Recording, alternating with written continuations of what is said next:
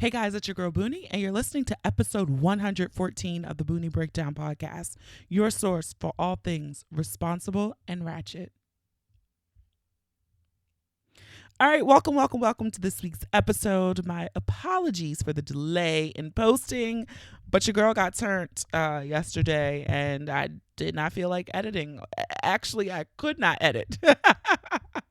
I was in no condition to do such, but this week we have a solo episode. I feel like I had a few Ask Boonie questions that had piled up. So I feel like I will knock a few of those out today.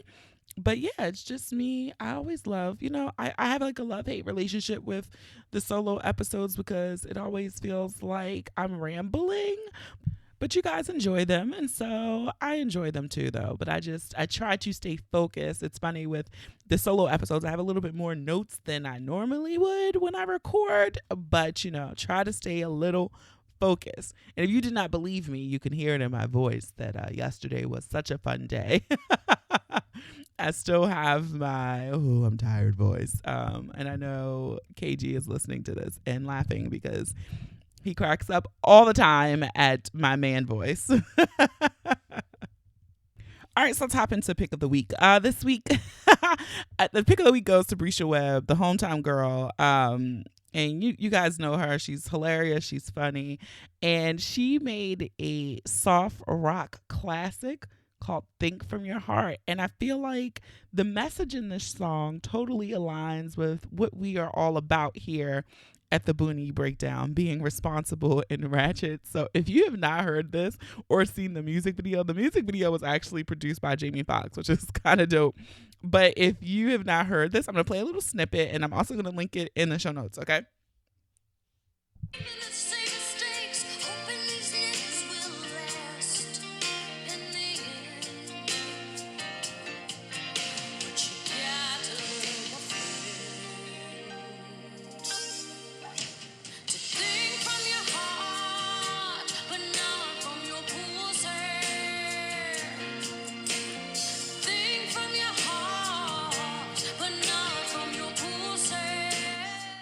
So you got to think from your heart and not from your pussy.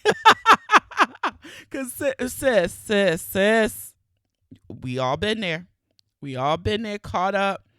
Don't know which way to go because we done got dickmatized and we think with the pussy and not with your heart or with your head. One or the other, but you can't think with your pussy sometimes. Or not, no. You can't think with your pussy all the time.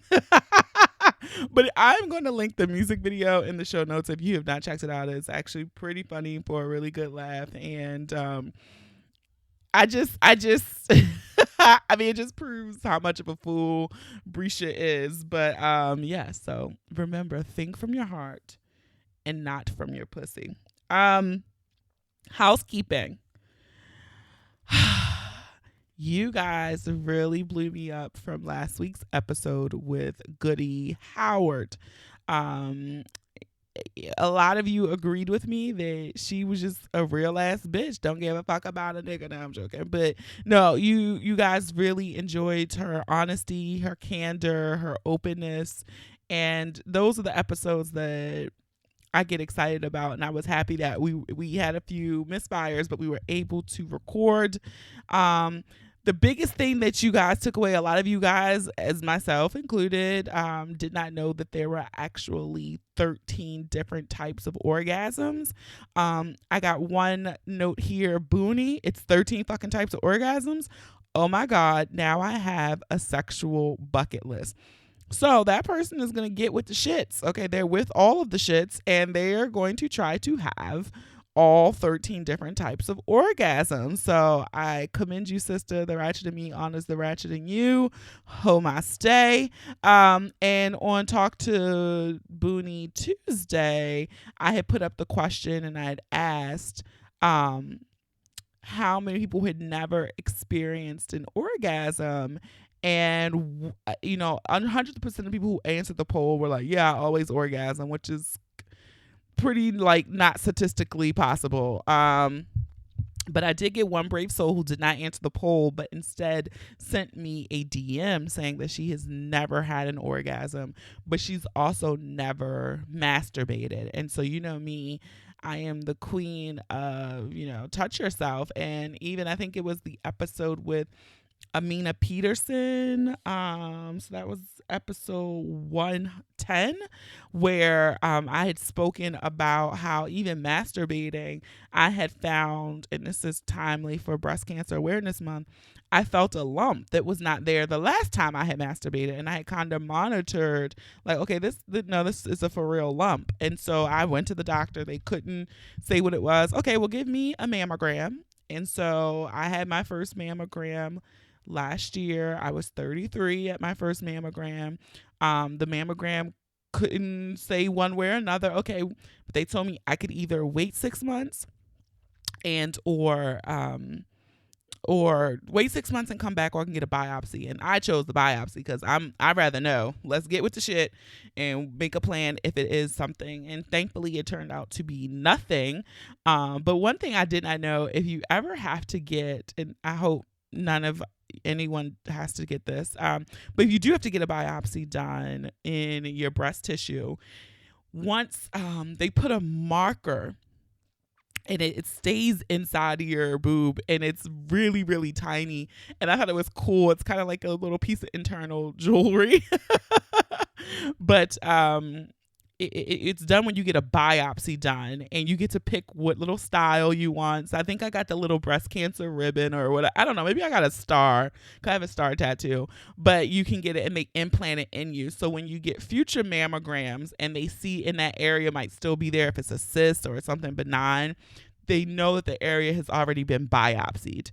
So yeah, that's a cool little fact. But thankfully, mine was non-cancerous. It just probably was just a cyst that was under the skin that never was able to break the skin, et cetera, et cetera. But I'm saying there are all types of benefits on that little tangent, but there are all types of benefits to touching yourself. So sis, I told her personally, I sent her a magic wand. I'm the magic wand fairy. And yeah, I hope she can have an orgasm really, really soon.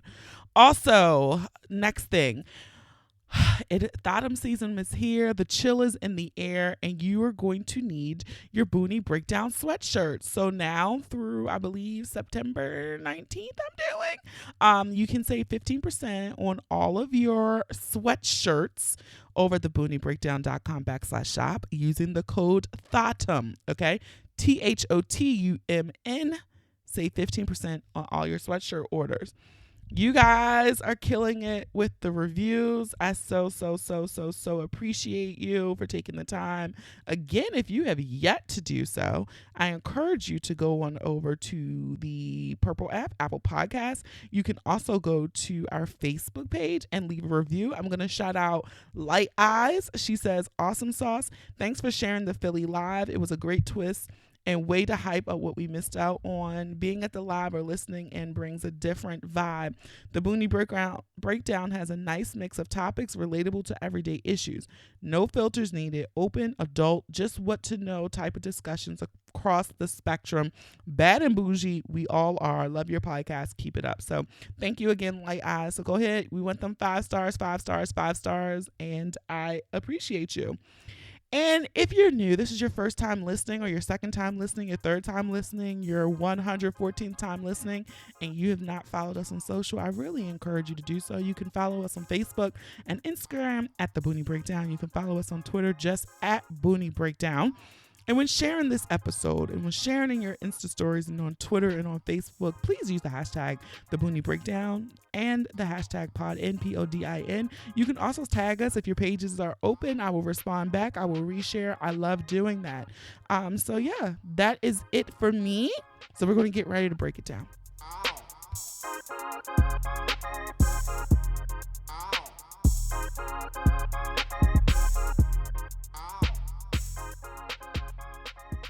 All right. Before we get into the Ask Boonie questions for this episode, I just do want to circle back and highlight something that I forgot to mention that is so incredible. I am doing a Boonie live show. If you've been living under a rock or you have not listened to episodes or you don't follow us on social media, I'm doing our next and our final Boonie live show for 2019 in Atlanta. I'm really excited for this show. This show is a true step out on faith because it's like the Northeast is my market. Like, I'm a small indie podcast and majority of my listens are in this area. Now, granted, I did not just glibly pick Atlanta because it's cool. I did look at stats, and I do have a strong listener base in Atlanta and in that Georgia area. So I am excited. That is why I picked that for my second city to go to. So with that being said, at the beginning of last week, there were 65 tickets left. I just looked, there are 39 tickets left. So I can't wait to meet all the Ratcheteers down there. There are a few Black podcasts in the area who are coming to the show to watch. Our guests are your favorite that you love to hate, Brian, and also Arkita of It's Arkita and the Awkward Girl Pod Ventures. We will have merch. You will get a goodie bag. There are giveaways for the magic wands, as I'm the magic wand fairy, as I mentioned earlier. You will also get a libation on Boonie. So it is a good ass time. And we'll find some place to go party afterwards like we did in Philly, which was dope. So we'll find somewhere to go afterwards. So just go ahead and get your tickets. Head on over to theboonieBreakdown.com/live and snatch those last bit of tickets up. I can't wait to see you all there. All right, time for Ask Boonie. So I'm gonna go in order from lightest to heaviest. Just I feel like yes, that's how we're gonna set the tone for this episode. And so the first Ask Boonie question was, hey Boonie, your fro is so cute. How long have you been natural?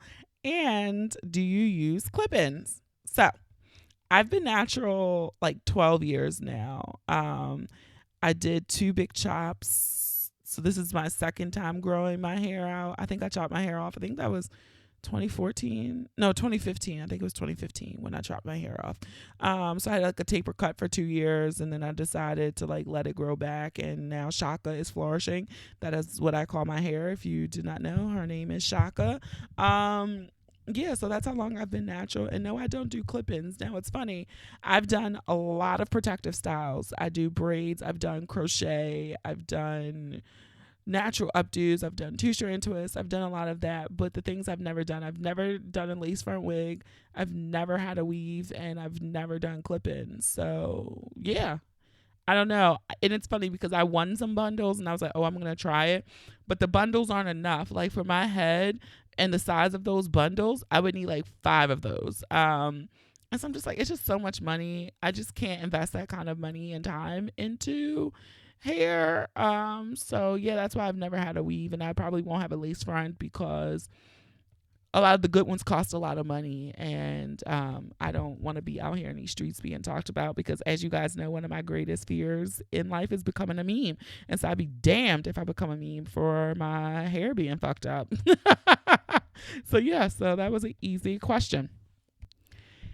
All right, next question. Boonie, I am dating a wonderful guy, but I do not feel like he's being honest with me.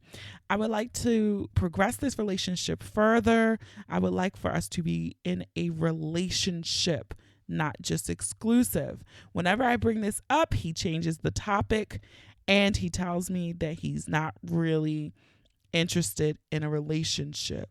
What should I do? Sis. Okay, we've been here. We've all been here. And you just got to cut it off, right? Because you want one thing and he's not going to give it to you. He says he does not want a relationship. And it's not your place to decipher whether it's he don't want a relationship with you, he don't want a relationship right now. If you're in a space where you're like, I want a boyfriend, and this man that you are dating and having sex with is telling you, I do not want to be in a relationship, then I don't save yourself the pain. Many women out here have gone through it, have done the work, who've been hurt, and the easiest lesson would have been to just cut them off and walk the fuck away. Like, just go ahead and move on. And I know sometimes it is hard when you feel like it's chemistry, you like them, the dick is good, all of that stuff. And I'm not talking down on you, because sis, I've been there. I have been there. And I even think in a situation recently where, I really, really enjoyed this person. I really, really liked them and I wanted a future, but the needs weren't getting met. And I think sometimes we always have to say, and I said this verbatim to someone, I might need 1,000, okay? And you might only be able to give 500. That is your capacity, but I require 1,000. And that's okay. And it's okay for me then to say, well, you're not meeting my needs, the things that I want, the things that I require, that I need to be happy, to be fulfilled, to be sustained. Then I have to leave. I have to walk away. I have to choose myself. You cannot be in a place where you're constantly getting angry or upset or mad at someone else for not giving you the things you want when they told you they weren't going to give them to you. And so I think it was, oh God, who said this shit? Because I want to give credit. But as I'm thinking about it, I'm not going to say it yet. And I feel like sometimes we get to the point where we're unhappy and it's easy to place the blame on someone else because they aren't giving me what they're wanting. But you're taking anything. You're just taking what they're giving you. And it's not what the fuck you want, okay? All right. And so you can't get upset. You can't say he played you at the end because you're upset and you really sat in that shit yourself. So, sis, I don't know how long this has been going on. I don't know how long ago you had the conversation and he told you he didn't want a relationship. Just go. Just move on. There's more dick out there. There's someone else who will give you a relationship. And if you can't get no better dick, then you can fuck yourself. Okay. You can get you a magic wand, use your fingers, get you some other great toys, get you a dildo. You could do a lot of things that can fulfill you. Sexually, at least, right? But sis, it's not worth the headache. Like, because the thing is, we sit here and we wallow in the, oh God, he played me. No, you played yourself, boo. You really did. You really played yourself. And so I know it's a hard pill to swallow when you look in the mirror and realize you're the person who's causing yourself your own harm, your own detriment. And so yes, sis, that's all I got. Like, if you asked, he said no, then all right, move the fuck on. Simple as that. And it's not simple, but it is simple. I feel like we complicate things a lot. And yeah, go ahead on, girl. Okay, next question. Hey, Boonie, thank you so much for answering this question. Just wanted to know that I love your podcast and appreciate your responsible and ratchet flair. Throughout the episodes, I've heard you mention going to therapy and how you encourage others to do it. I wanted to ask you a very personal question. And how did you know it was time for you to go to therapy? How did you start therapy? And how do you continue when things get tough? I know sometimes I just get in these moods where I do not feel like doing anything. And people are just like, go to therapy. But they don't give me any concrete help or how I should go about starting.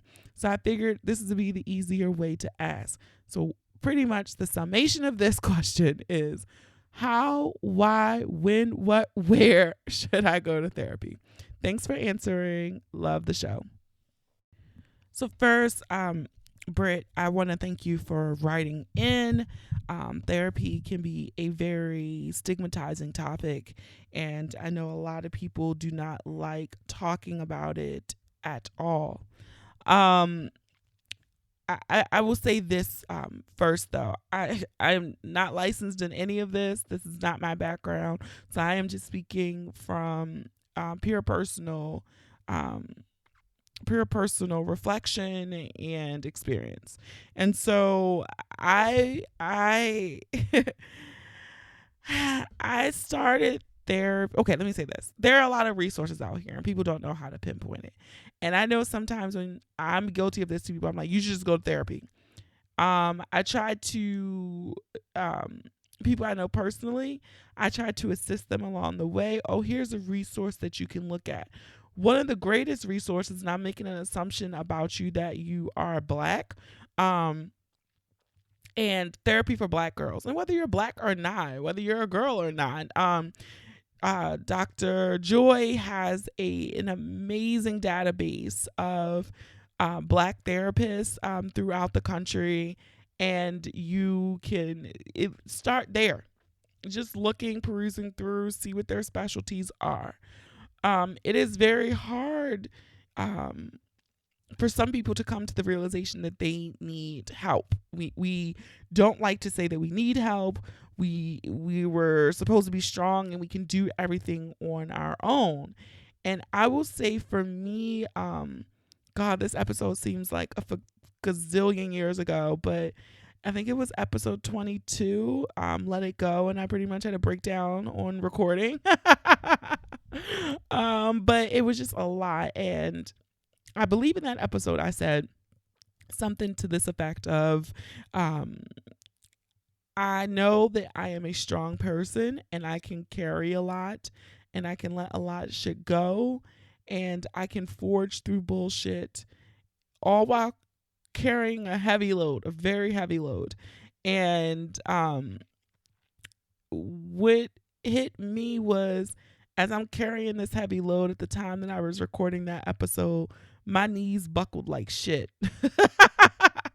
And for me, that was my sign that I needed to get back to therapy. I needed to do something. I needed to talk to someone.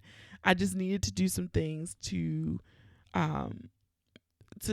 not just cope, but to really address some things that were happening and to dig a little deeper and getting into the shits of why we do the things we do.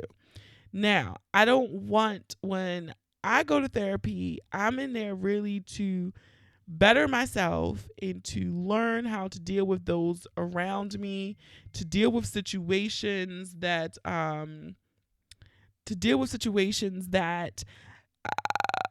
are stressful. Life is stressful. The shit is not easy, and people who say it is easy, they're fucking lying. Like, the shit is not easy, and that is why I go to therapy. So I'm okay with the breakdowns, the ugly cries, my therapist cracking me wide open, my therapist telling me that's some bullshit, you're playing the victim, all of that stuff.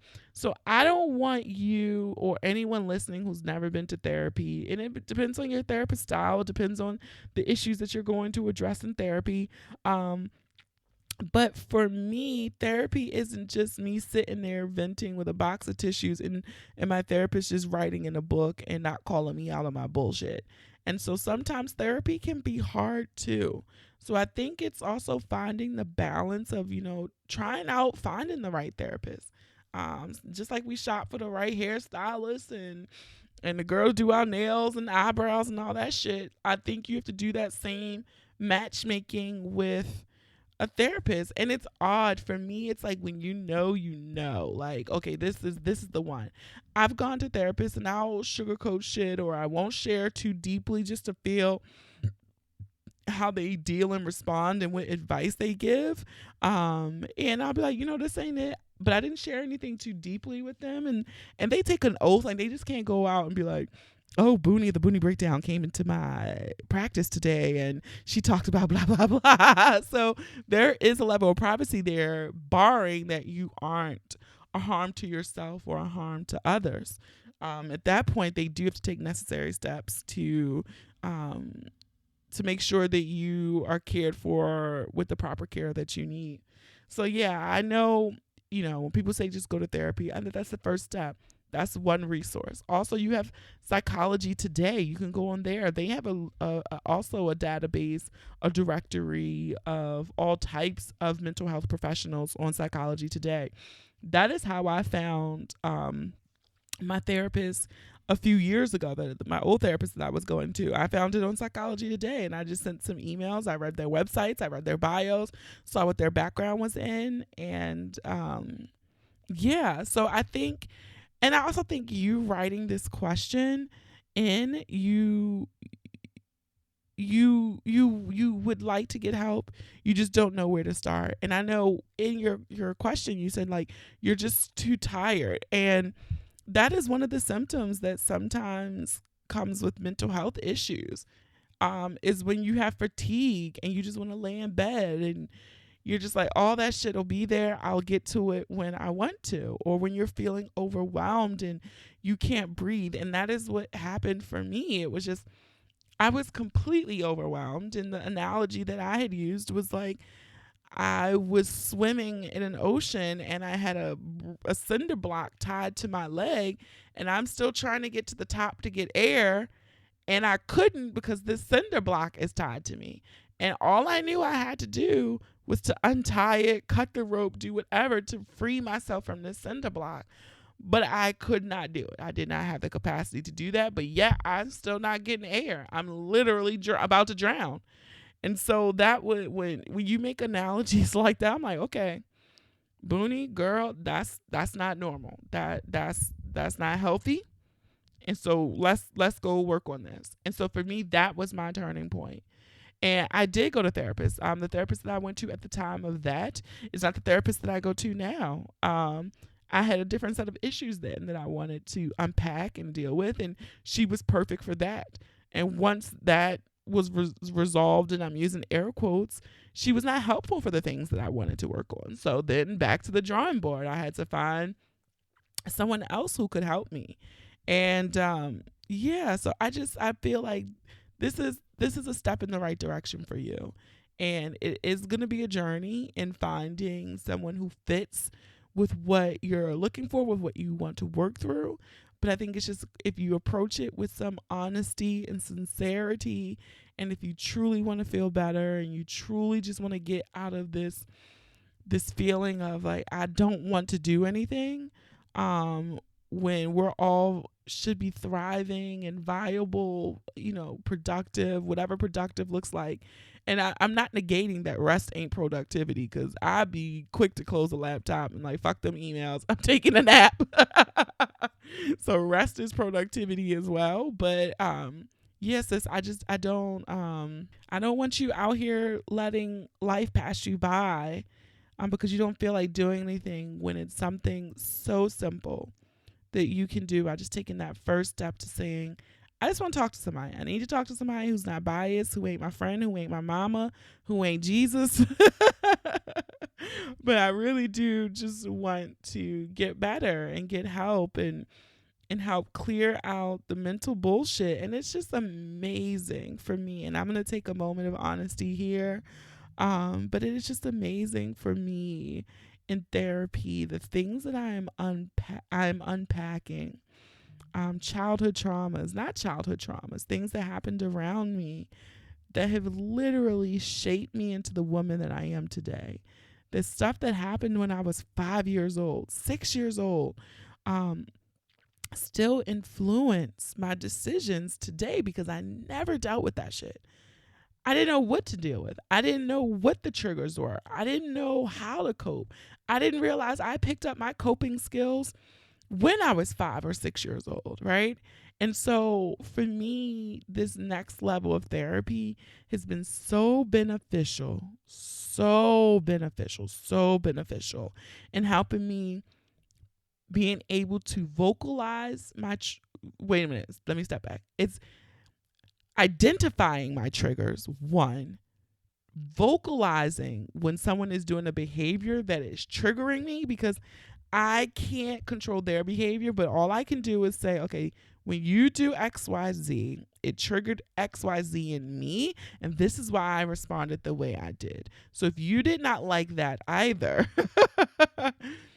I just want you to understand where I'm coming from. And that is why I respond to things the way I do. And so for some people, that's been helpful. For other people, because they haven't done the work on their own shit, that still isn't helpful to them. They still were doing the same behaviors. And like I said, I can't control the things that they're doing. I can only control what I do. And so therapy is amazing. It is hard. It will leave you will leave sessions with headaches and crying. And I just really don't want to paint this pretty picture of what it is, because I don't feel like anyone told me what therapy was really like before I started going to therapy. I just thought, I'm going to go in here and vent about how people ain't shit. Everybody ain't shit. And my therapist is going to be like, yes, yes, yes.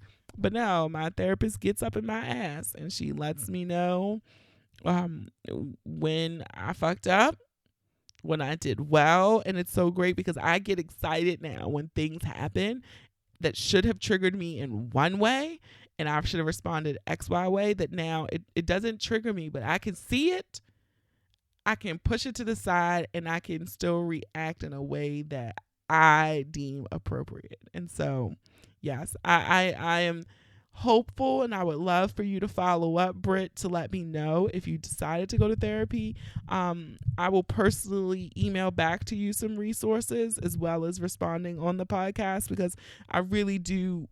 If you're ready to get help and you want to get help, I just really, really, really want you and to help you, encourage you to do that.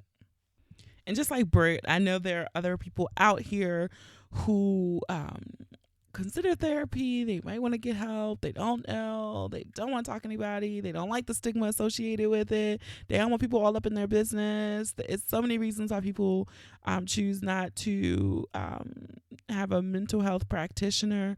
But like I say, I do encourage people, if you feel like you do need assistance or you want to learn better coping mechanisms or why you do the things you do, it really is beneficial, a beneficial practice for me. And so I do encourage other people. And I will link to those directories in the show notes as well. If you're like, hey, you know what? I think I might want to try it out as well. But I do want to take a moment too, because September. All right, and on a serious note, September was Suicide Prevention and Awareness Month, and I do just want to take a moment to reach out. If you are someone who has considered suicide ideations, you have thoughts of harming yourself, there are resources and help available to you.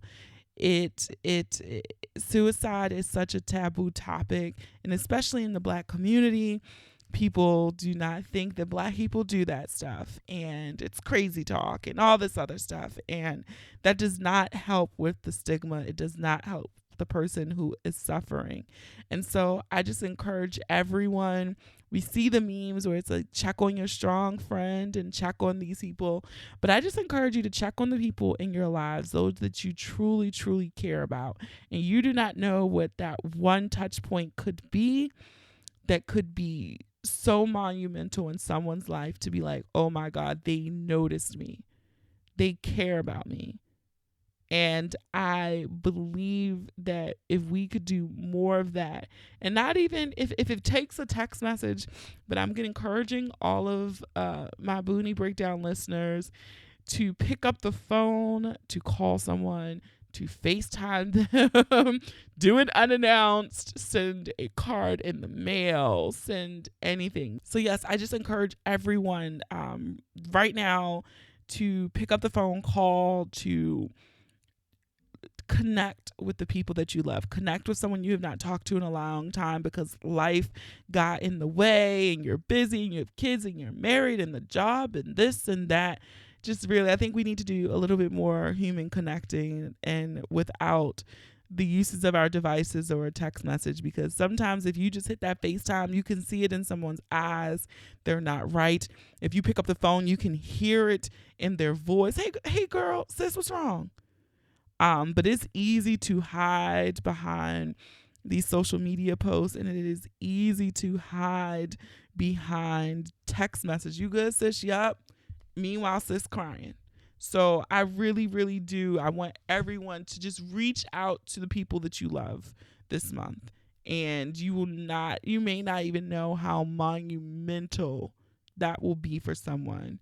So again, if you are someone who has thoughts of harming themselves, suicide ideations, the National Suicide Prevention Lifeline is 1-800-273-8255. They are available 24/7 across the United States. It's a veterans crisis line. There are options for the deaf and hard of hearing. And if you want to go to the website for more resources, it is suicidepreventionlifeline.org. It is linked in the show notes. It is on thebooningbreakdown.com.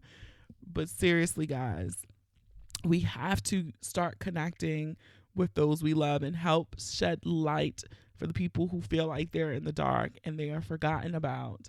And suicide just does not affect one person. It has a trickle down effect and it affects us all. So that is it for me this week. I love you guys. I hear you guys. I see you guys.